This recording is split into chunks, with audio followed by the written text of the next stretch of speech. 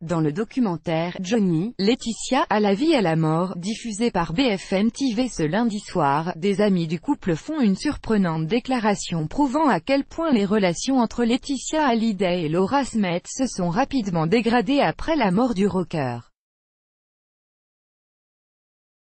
Quelques semaines plus tôt pourtant, elles se promettaient de rester une famille.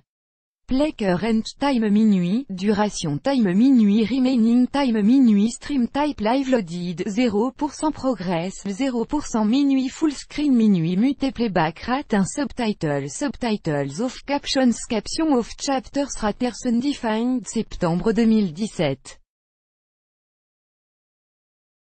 La France entière sait que Johnny Hallyday est malade, et qu'il n'y survivra peut-être pas. Le rocker a beau se montrer souriant sur les photos qu'il diffuse sur les réseaux sociaux, la fatigue qui se lit sur son visage ne trompe pas.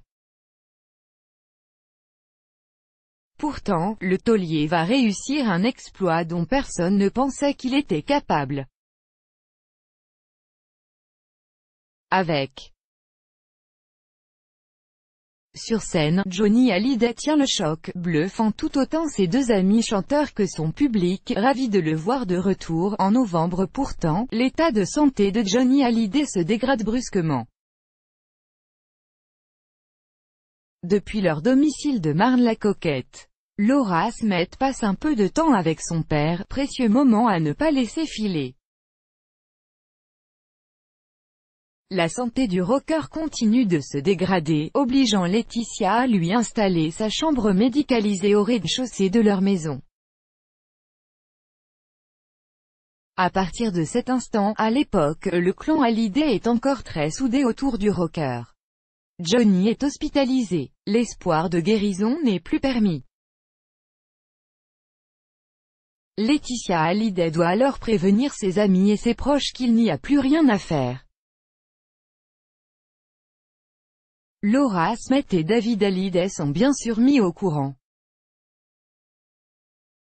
Dans le documentaire diffusé par BFM TV, Johnny, Laetitia, à la vie à la mort, Hélène Darroze, proche parmi les proches de Laetitia Hallyday, se souvient qu'alors, Laura Smith et sa mère, Nathalie Baye, font bloc autour de Laetitia.